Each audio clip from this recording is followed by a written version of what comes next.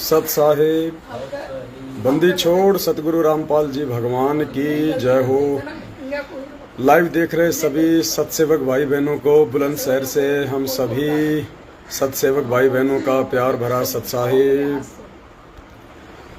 पुण्यात्माओं, बुलंदशहर में आप सभी को पता है परमपिता परमेश्वर जी के आशीर्वाद से दिनांक 16, 17 और 18 यानी 3 दिन की विशाल साध संगति थी। परमपिता परमेश्वर ने रजा बख्शी और सैकड़ों की संख्या में भक्त आत्माएं बुलंदशहर साध संगति में पहुंची। परमात्मा ने हम जैसे तुच्छ जीवों को भी साध संगति में आने का मौका दिया। इसके लिए हम परमात्मा को कोटि कोटि दंडवत धन्यवाद करते हैं। और बुलंदशहर साध संगति का अब ये चौथा दिन है और चौथे दिन में केवल 4-5 ही भाई बहन यहाँ पे रुके हुए हैं। हम बुलंदशहर की साध संगति में दूसरे दिन आए थे परमात्मा के आशीर्वाद से और आज परमात्मा ने दया बख्शी। पूरा समय यहाँ पे लाइव भी आए, 3-4 बार लाइव भी आए। परमात्मा ने 2-2, 3-3 घंटे के वीडियो भी बनवाए। तो आज जयपुर जाने की तैयारी है। कजोड़दास जी हैं, परांठे और दही लेके बैठे हुए हैं। नाथू जी हैं, भगत रविंद्र दास जी हैं जिनके घर पे परमात्मा ने साध संगति की दया बख्शी। अभी आपकी बात करवाएंगे इनसे। हमारी बहन है यहीं से बुलंदशहर से और पहले आ गई थी, सबसे लास्ट में जा रही है। लगातार सेवाओं में रखा परमात्मा ने। ये हमारी बहन कांति दासी है जिन पे परमात्मा ने रजा बख्शी थी यहाँ पे साध संगति की। तो आज हम जा रहे हैं। हम तो कल ही जा रहे थे वैसे शाम को, लेकिन भगत जी और बहन जी ने जबरदस्ती पैर बांध दिए और कहा कि भाई भगत जी आप सबसे लेट आए थे तो सबसे लेट ही जाना पड़ेगा, ये रूल है यहाँ का। तो हमने कहा भाई ठीक है, अब क्या करें, अब रूल है तो रूल तो निभाने पड़ेंगे वरना फिर परमात्मा पिटाई करेंगे।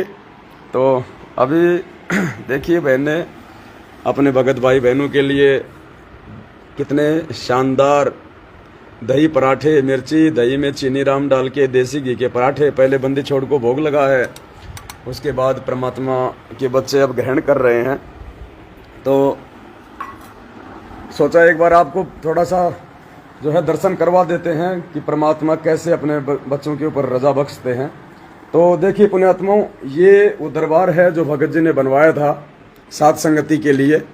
लेकिन हमारे जो बड़े भाई सतलोक आश्रम मैनेजमेंट हरियाणा वाले थे, उन्होंने बीच में राक्षस प्रवृत्ति को धारण करके और यहाँ पे फोटोएं वगैरह हटवा दी बीच में पुलिस प्रशासन को डलवा के। लेकिन उसी पुलिस प्रशासन ने साध संगति करवाई परमात्मा के आशीर्वाद से। 3 दिन तक जिला कलेक्टर के आदेश से यहाँ पे 2 पुलिस वाले गार्ड के रूप में 24 घंटे रहे। तीन पुलिस वाले यहाँ पे साध संगति में गार्ड के रूप में रहे और भक्तों को किसी प्रकार की कोई आफत नहीं आने दी। और लास्ट में तो ऐसा हुआ कि पुलिस वाले जो थे यहाँ पे जिनकी ड्यूटी लगाई थी संबंधित थाना अधिकारी ने, तो थाना अधिकारी जी ने भगत जी से कहा, रविंद्र जी से, कि भाई ऐसा है तुम अगले महीने साध संगति और रखवाओ यार। तो भगत जी ने कहा कि जी क्यों?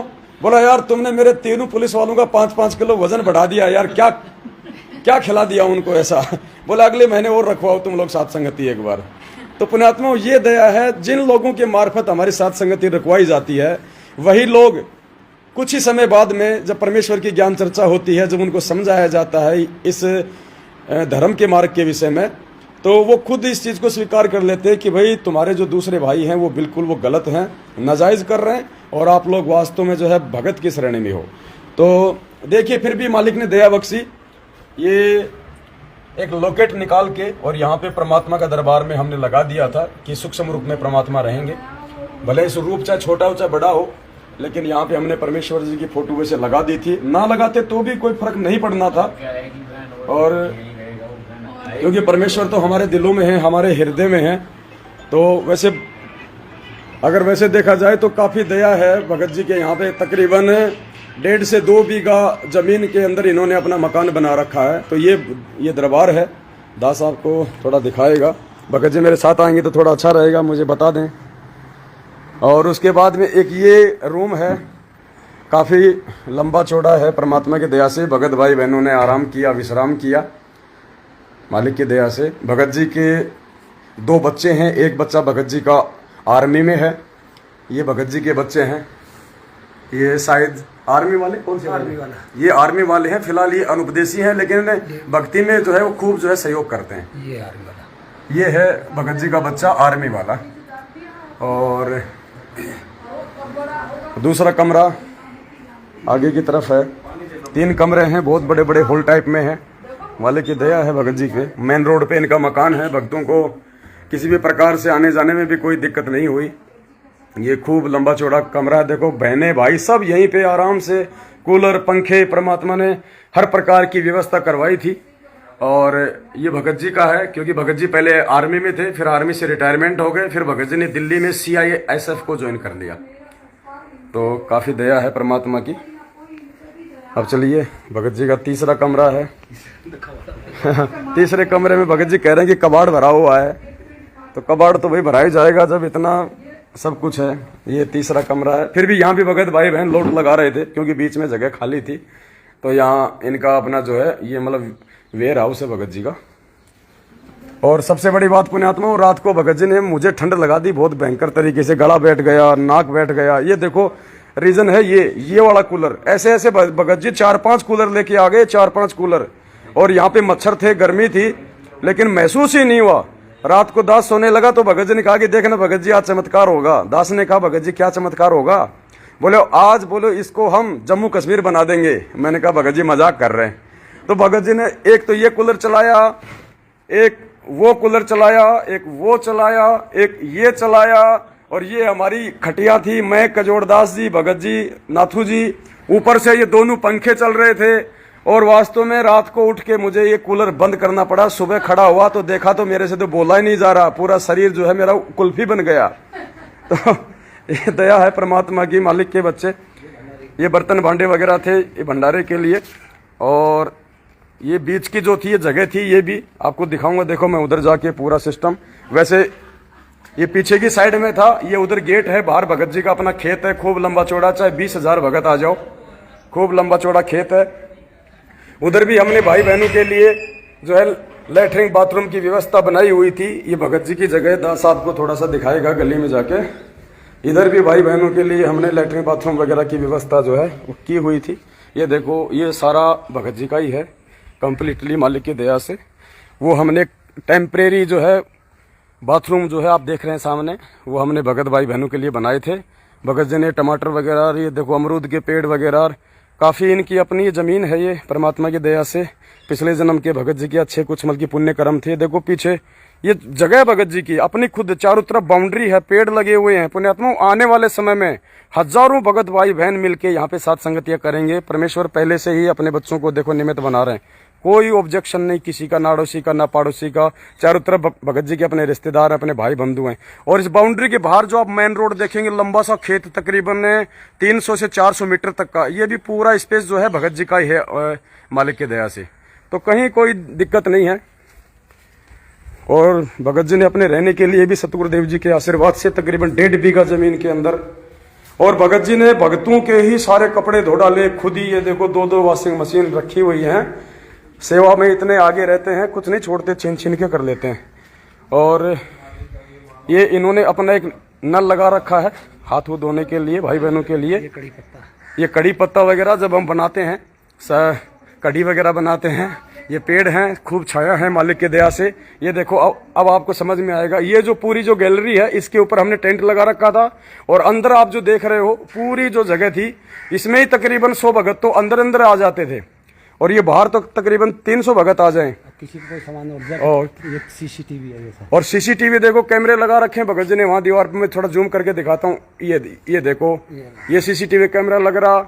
एक यहाँ CCTV कैमरा भगत जी ने लगा रखा है। कहाँ ये रहा, ये लगा रखा भगत जी ने। बाहर लगा रखे हैं मेन रोड पे CCTV कैमरे, ताकि कोई भी भारी व्यक्ति, कोई असामाजिक तत्व किसी भी प्रकार से उनके भगत भाई बहनों को जो है बाधा उत्पन्न ना करे। ये इधर हमने ये भंडारा किया हुआ था, काफी स्पेस है। ये नाम लेने से पहले भगत जी ने पता नहीं क्या फार्म खोल रखा था। ये नाम लेने से पहले क्या फार्म था? हाँ, ये पशु फार्म वगैरह खोल रखे थे इन्होंने, फिर इन्होंने बंद कर दिए ज्यादा समय अपनी भक्ति को। तो यहाँ पे जो है भाई बहन मिलके भंडारे बना रहे थे। अभी भी देखो ये प्याज राम वगैरह है। और ये डिस्पोजल का ये पूरा ये डब्बा रखा हुआ है। देखो ये डिस्पोजल का पूरा पैकेट रखा हुआ है, इधर ऊपर रखा हुआ है। क्योंकि यहाँ पे पुण्यात्मा तकरीबन 2000 भक्तों के आने की उम्मीद थी कम से कम। तो भगत जी देखो ये पूरे डोने वाने वगैरह इधर पूरा ये कट्टा भरा हुआ है, ये पूरा कार्टून है। इधर देखो ये पूरे मसाले वगैरह जो है, बहुत ज़्यादा सामान जो है बचा हुआ है, हालांकि वापस चला जाएगा ये मालिक की दया से। तो ये भंडारा था हमारा। ये देखिए चावल राम वगैरह सारा सिस्टम लाई थे भगत जी, पूरा पैकेट वगैरह।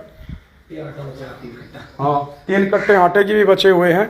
उसके बाद देखो ये इधर जगह है पूरी, जहाँ पे भगत भाई बहन आराम से पेड़ों के नीचे अपनी खटियाँ डाल के बैठे हुए थे। सामने ये लेटरिन बाथरूम है, कोई दिक्कत नहीं आई भगत भाई बहनों को। और भगत जी कह रहे हैं कि अगली बार हो सकता है अगले महीने ही पारी, अगर गुरुजी दया कर दें, क्योंकि जो संबंधित जो थाना है उन्होंने भी यस कर दी है। और फिर से हम लोग जिला कलेक्टर की परमिशन लेके, मालिक ने चाहा तो फिर से साथ संगति होगी अगले महीने। और भगत जी कह रहे हैं कि इसके ऊपर हम 3 लैट्रिन बाथरूम और बनाएंगे अपने भगत भाई बहनों के लिए, 3 लैट्रिन बाथरूम। ये ऊपर ये छत का रास्ता है। उसके बाद में इधर पूरी जगह है। लास्ट में यहाँ भगत जी का एक बड़ा सा हॉल है, जहाँ भगत जी ने अपना भंडारण बना रखा है, अनाज वगैरह डाल रखा है। ये पूरा हॉल है जहाँ पे पुलिस वाले भाई बैठे हुए थे, उनको आराम से यहाँ पे कूलर वगैरह चला के, पंखे वगैरह चला के पुलिस वालों को यहाँ बैठा रखा था। 3 दिन तक आराम से सुबह आ जाते थे, दिन में खाते पीते मौज करते, सोते लौट मारते। बोले भाई साहब ऐसी ड्यूटी तो परमात्मा करे हमें रोज मिले। और यहाँ पे आराम से वो रहे। ये भगत जी की गाड़ी है, परमात्मा की दया से सेवा में लगी हुई थी भगत भाई बहनों को लाने ले जाने के लिए। बड़ा सा गेट है, जैसे राजा महाराजाओं का हुआ करता था पहले दरबान। और फिर इधर एक खुली जगह और है, पूरा हॉल टाइप का है। शायद पहले भगत जी यहाँ पे, देखो पुण्यात्माओं, आपको तो मैंने वहीं दिखाया था, ये पूरा हॉल है, लगभग 3-4 मकानों जितना हॉल है पूरा कंप्लीटली। कम से कम भी नहीं तो 100 भगत तो यहाँ आराम से बैठ के साथ संगति कर सकते हैं। इतना लंबा चौड़ा ये हॉल है, ये पक्का है, पूरी छत है, कोई दिक्कत नहीं किसी भी प्रकार की। देखो पूरा हॉल है पुण्यात्माओं, डबल है, मतलब जो 4 कमरे कह सकते हैं, मतलब फुल साइज के बड़े बड़े। तो आराम से यहाँ भी तकरीबन 100 भगत, 100-150 तो यहीं पे साथ संगति हो सकती है आराम से। तो ये पूरा जगह है, यहाँ पे हर प्रकार से परमात्मा ने भगत जी को सुविधाएं दे रखी हैं। ये भगत जी का जो है ये पशुओं के लिए ये चारा है। सी फार्म था ये पहले भगत जी का सी फार्म था, फिर इन्होंने नाम लेने के बाद बंद कर दिया। फिर ये पशुओं के लिए जो ये तूड़ा वगैरह होता है, जो गेहूं की कटाई होती है, उसके बाद जो ये भूष होता है वो है। तो खूब परमात्मा ने दया बख्शी हुई है। रात के टाइम पे चाहो तो छत पे 1000 भगत आराम से अपना बैठो, और परमेश्वर दया करेंगे अगले महीने अगर मालिक ने दया बख्शी, या फिर उसके बाद कभी भी, तो साथ संगति अगर बुलंदशहर में होगी तो परमात्मा दया करेंगे भगत जी के यहीं पे हुआ करेगी। क्योंकि भगत भाई बहनों को किसी प्रकार की कोई असुविधा ना हो, तो सोचा दास ने एक छोटा सा लाइव वाकया भाई बहनों को थोड़ा बता दें। क्योंकि अभी हम यहीं पे बुलंदशहर में हैं, तो पुण्यात्मा कोई डर नहीं, कोई भय नहीं किसी प्रकार का कि पुलिस आ गई तो हमारा क्या करेगी। और वो पुलिस आई, वो हमारी सुरक्षा के लिए आई थी, क्योंकि हमने मजिस्ट्रेट से परमिशन ले रखी थी। तो उनकी जिम्मेदारी थी कि वहाँ पे किसी प्रकार की कोई घटना ना हो। तो और बाकी मैनेजमेंट वाले जो पुलिस लाए थे, वो पुलिस भी उन्हीं को वापस उनको धमका के गई और कहा कि अगर अब की बार आ जाए तो हमें खाली एक फ़ोन कर देना। ये रसोई है जहाँ पे मालिक का भोग प्रसाद वगैरह जो है वो तैयार होता था। ये भगत जी की रसोई है मालिक की दया से। यहाँ पे भगत भाई बहन मिलके मालिक का भोग प्रसाद छोटे रूप में, बाकी यहाँ पे ये जो बाहर का जो जगह है यहाँ पे बन रहा था वैसे पूरी वगैरह। अरे भाई हम पूरा गांव दिखा के आ गए, तुम अभी तक परांठे हो और दही पे लगे हुए हो, गलत बात है ये। इतनी देर में तो खा पी के नकी हो लेते। देखो पुण्यात्मा अभी भी लग रहे, ये डबल लिया के दही देखो मालिक ने जब दे रखा है, हाँ तो दे रखा तो पेट तो अपना है, पेट भरने के लिए तो दिया है मालिक ने। ये देखो कजोड़दास जी, देखो दूसरी प्लेट है इनकी अभी दही की। ये देखो चौथू जी रुकी नहीं रहे, बताओ। तो अब मैं पवन दास भी थोड़ा सा मुंह मीठा कर लेता हूँ। मेरा भी देखो ये चीनी डाल के बढ़िया बढ़िया गाढ़ा देसी गाय की देसी भैंस वाला घी, और ये पराठे अचार राम मिर्ची राम रखे हुए हैं। दास भी थोड़ा सा मुंह मीठा कर लेता है। बहन हमारी सेवा में लगी हुई है, क्योंकि ये पानी वाला एरिया है इसलिए थोड़ी मक्खी ज्यादा है यहाँ पे। रात को मच्छर और दिन में मक्खी। तो बहन है हमारी कांता दासी। मैं अब इनको मोबाइल दूंगा, मैं भंडारा लेता हूँ, तब तक ये आपको थोड़ा समझाएंगे मालिक के दया से। आप आराम से बैठो चेयर पे, यहाँ बैठ जाओ आराम से। बहन जी आपसे बात करेंगी, और बस यूँ पकड़ लो आराम से, बस ये थोड़ा यूँ रखना ऊपर, यूँ बस आराम से बात करो। बंदी छोड़ सतगुरु रामपाल जी भगवान की जय। मैं क्या संदेशा दूं भगत जी। मैं तो मालिक की बहुत ही छोटी सी तुच्छ जीव हूँ और हम कुछ भी नहीं कर सकते उनके बिना। परमात्मा की रजा हुई है जो ये सब हम कर पाए।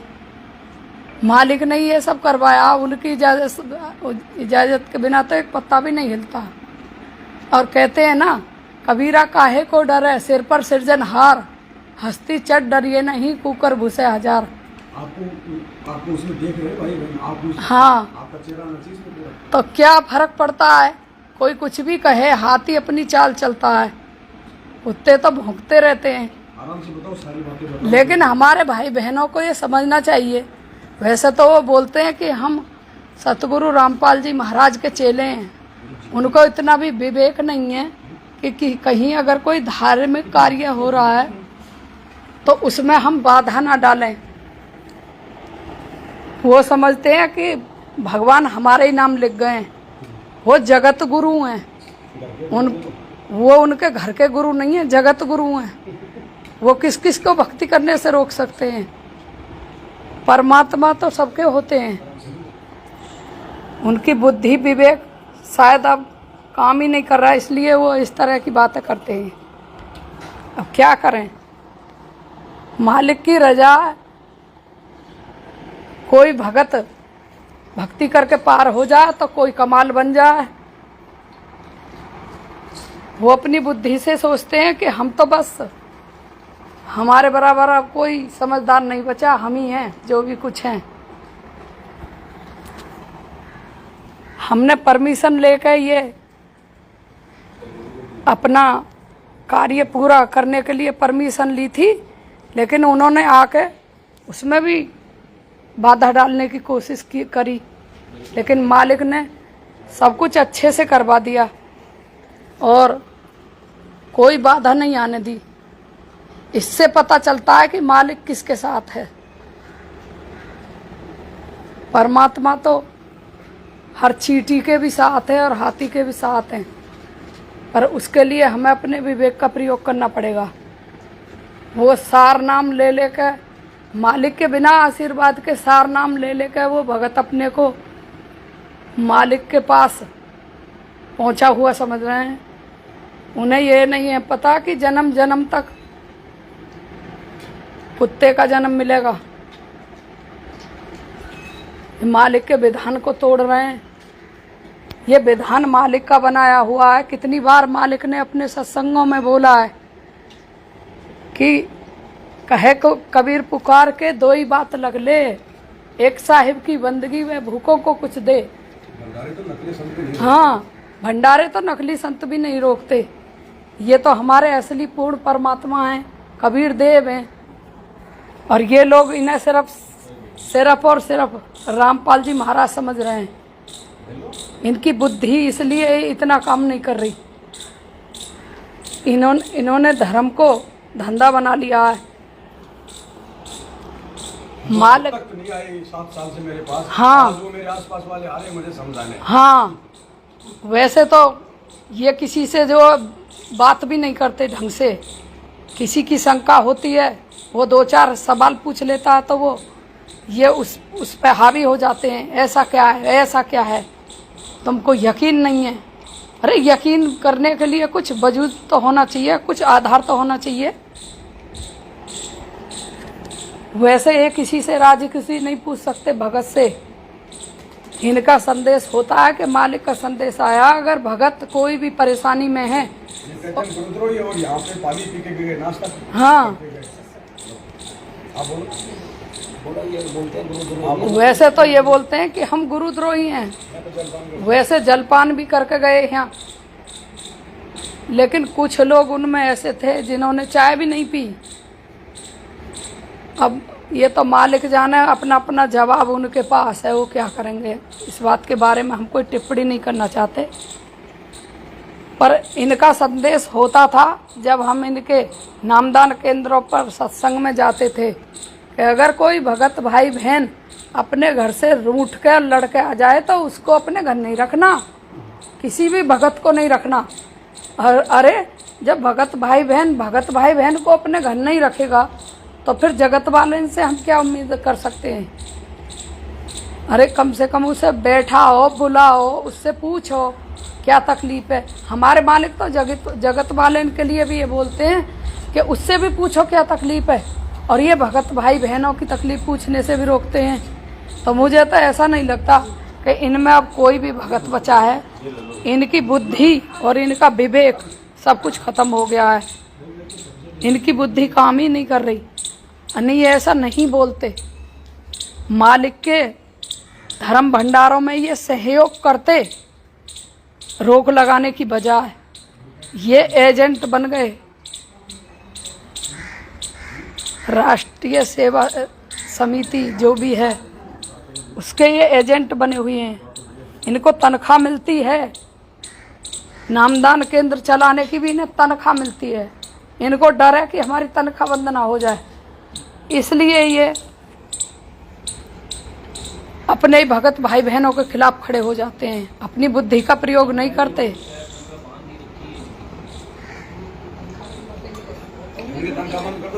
हाँ हाँ, अगर इनकी तनख्वाह बंद हो जाए ना तो ये एक भी आश्रमों में और नामदान केंद्रों पर कोई नहीं जाएगा। ये सब भाड़े के टट्टू बने हुए हैं। इन्हें भक्ति से कोई लेना देना ना है। बस मालिक के नाम पर ढोंग करने का कोई मतलब ना बचा। इन्हें तो और सहयोग। ये पूछते हैं हमसे कि मुख्य अतिथि कौन है। मुख्य अतिथि हमारे परमात्मा है। कोई भगत भाई भी विशेष जो मुख्य अतिथि होते हैं। इनकी बुद्धि बिल्कुल खत्म हो गई है, मारी गई है इनकी मति। ये राजनेताओं को बनाते हैं। ये तो राजनेताओं को अपना मुख्य अतिथि बनाते हैं। मध्य प्रदेश में जो एक राजनेता आए थे मुख्य अतिथि बनके, कैलाश विजयवर्गीय। कहीं भक्तों के मुख्य अतिथि कोई नेता होते हैं, और उन्होंने ही फिर गोली चला दी भक्तों पे। और फिर जो अपने को सारनामी भक्त बोलते थे वो ही मर गए गोली से। अब ये समझ ही नहीं पा रहे हैं। ये दो नाव की सवारी कर रहे हैं। किसी दिन ऐसा होगा दोनों नाव अलग अलग दिशा में चल देंगी और ये बीच मझधार में डूब जाएंगे। ना ये इधर के बचेंगे ना उधर के बचेंगे। भक्ति करने के नहीं है, सूरमा का दिल चाहिए, सूरमा का। ये डरे मरे जा रहे हैं कि अगर हमने इनकी खिलाफत कर दी तो ये हमें निष्कासित कर। अरे कहाँ से कौन निष्कासित करेगा। मंसूर ने अपने टुकड़े टुकड़े करवा लिए, फिर भी अनलहक बोले बिना नहीं रहे। ये कैसे भगत हैं जो चमचागिरी में लगे हुए हैं। हाँ, साध संगति नहीं रुकेंगी, चाहे कुछ भी कर लो। ये मालिक का विधान है और मालिक बार बार अपने सत्संगों में बोलते हैं।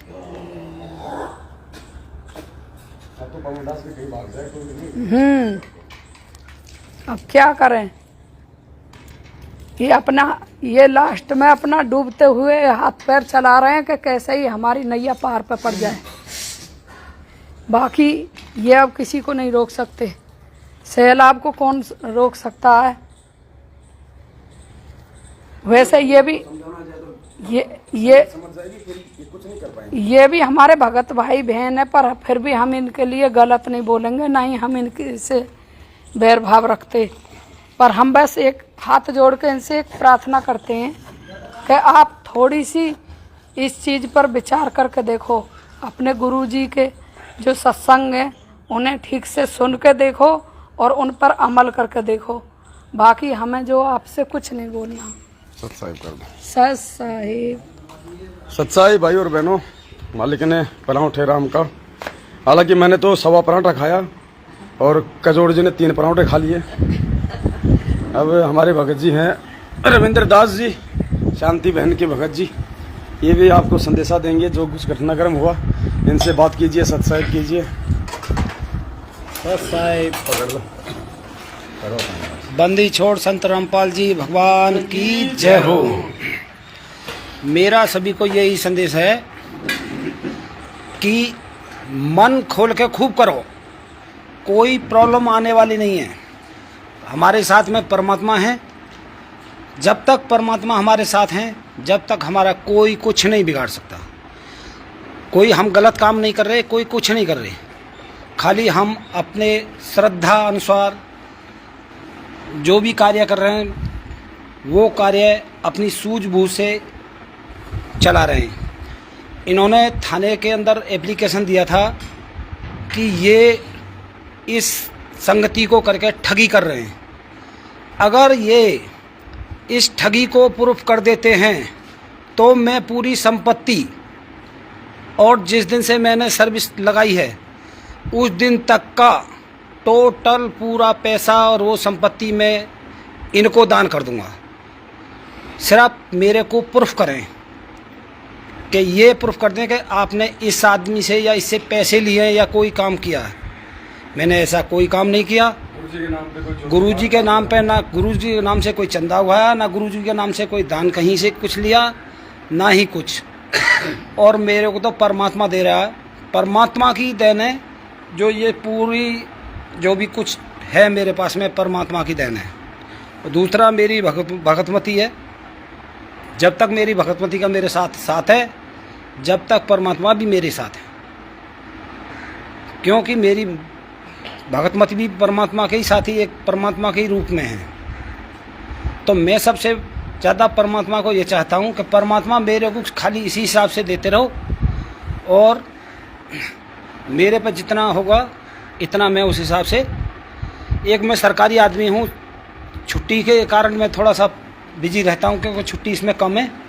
अगर मैं एक यहाँ पे घर पे होता तो मैं पूरा जहाँ भी संगति होती मैं सब संगतियों में साथ देता। 10 दिन तक चलो, वो कह रहे थे ना पुलिस वाले। अच्छा, जो डिपार्टमेंट जो पुलिस वाले आए थे, जो भेजे थे, वो ये बोल रहे थे देखो ऐसी यहाँ से आपकी तरफ से सुख शांति है, हमारी ओर से 10 दिन तक चलाओ, कोई परेशानी नहीं है। वो तो शांति भंग करने वाले तो दूसरे थे। किसी के घर पे आना है तो सीधे डायरेक्ट करके आओ, ये नहीं है चोर की तरह आओ। कोई चोर की तरह आने से कुछ होता नहीं है। वो छुप छुप के आते थे और उनसे पूछते थे कि भाई कैसा आए हो, तो कोई बोल रहा मैं पथरी की दवा लेने के लिए आया हूँ। कोई मेरे यहाँ कोई मेडिकल हॉस्पिटल थोड़ी था। कोई बोलता पथरी की दवा लेने आया हूँ, कोई कुछ बोलता छुप छुप के। अरे खुल के आओ और खुल के देखो संगति को। परमात्मा छल कपट नहीं करवा रही है। ये उन तुच्छ जीवियों को कम से कम ये होना चाहिए कि मतलब हो क्या रहा, खुल के देखो ना। सही है तो ठीक है, गलत है तो ठीक है। सही है तो ठीक है, गलत है तो गलत है। मैंने तो प्रशासन को भी बोल दिया था, अगर मैं गलत हूँ तो मैं गलत हूँ तो उसको सिद्ध करके मेरे को ले चलो जहाँ ले चलना है। मैं गलत नहीं हूँ और मैंने अपनी स्वयं इच्छा से ये सब कुछ जो भी ये प्रोग्राम रखा, और ना ही कोई इस टाइप का भंडारे जो होते हैं ये गुरुजी के नाम से, इसमें ना कोई हलवाई बाहर से आता है ना कुछ, भक्त लोग ही आपस में बनाते हैं। मीनू भी वही बनाते हैं, शुद्ध देसी का खाना, देसी घी का खाना बनता है इसमें। कोई ये नहीं है डालडा रिफाइंड ये कुछ मिलावट वाला कुछ नहीं बनता। पहले मालिक को भोग लगाया जाता है, उसके बाद में संगत सत्संगत होती है, जो साध संगति वाले सब भंडारा करते हैं। अब जो कि मैं भी डिपार्टमेंटली सब इंस्पेक्टर हूँ, इसमें मतलब पुलिस वाले भी ये कह रहे थे और मैं भी मतलब क्या उससे बंधा हुआ हूँ उस चीज़ से, क्योंकि डिपार्टमेंट कोई भी हो एक कच्चे धागे से बंधा होता है, क्योंकि हम कानून को अपने हाथ में बिल्कुल नहीं ले सकते, कानून के धारे में ही चलते हैं। उसी हिसाब से उन्होंने बताया, बोला आपकी कोई वो नहीं है और गलती हमारी कोई नहीं बता के गई, गलती उन्हीं की, दूसरे वाले जो थे उन्हीं की बताई। हमने तो बहुत रिक्वेस्ट करी उनसे भाई इस चीज़ में, वो तो यही कह रहे हैं कि बोलो हमारे उसमें आओ, आप गलत रास्ता भटक रहे हो, ये भटक रहे हो। रास्ते तो परमात्मा बताएंगे कौन भटक रहा है कौन नहीं भटक रहा। रास्ता भटकने वाले वो लोग हैं, हम कोई रास्ता नहीं भटक रहे। और मैंने लास्ट में ये कह दिया कि मैं आश्रम में, बुलंदशहर आश्रम में नहीं जाऊंगा, कभी भी नहीं जाऊंगा। जब तक गुरुजी नहीं आएंगे मैं नहीं जाऊंगा। गुरुजी क्या ये कहते हैं कि अन्नदान करो, कभी गुरुजी तो फिर भंडारे क्यों रखवा रहे हैं? अच्छा, अन्नदान करवा रहे हैं तो भंडारे क्यों रखवा रहे हैं? आप ये बताइए कि अगर हम अन्नदान कर रहे हैं। वैसे तो बोलते हैं गुरु जी किसी गरीब को भिक्षा नहीं देना है, किसी को वो नहीं देना, तो ये अन्नदान जाता कहाँ है। और दूसरा जाट आरक्षण में इन्होंने 11 लाख रुपए दिया था। हमें किसी राजनीति नेता अभिनेता से गुरुजी ने बोला था कोई संपर्क नहीं करना है। अभी इन्होंने भी इस चीज़ में राजनीति का साथ लिया। गाजियाबाद से हैं एक चेयरमैन साहब, उनको बुलाने के बाद उनसे प्रेशर डलवाया, उसके बाद मेरे मकान पे ये आए, नहीं उससे पहले कोई नहीं था। अहमदगढ़ SHO साहब बहुत ही अच्छे हैं, उन्होंने बिल्कुल निष्पक्ष बात करी, कोई दो पक्षी बात नहीं करी। हालांकि ये लोग तो मेरे ऊपर ये भी लगा रहे थे कि थाने के अंदर पैसे दे रखे हैं, मेरे से कोई पैसा नहीं लिया, मेरा बहुत अच्छा साथ दिया और सच का साथ दिया। और जो अहमदगढ़ थाने में SHO हैं अभी फ़िलहाल में, इतने ईमानदार और नेक इंसान हैं कि मैं कुछ उनके बारे में व्याख्या कर नहीं सकता।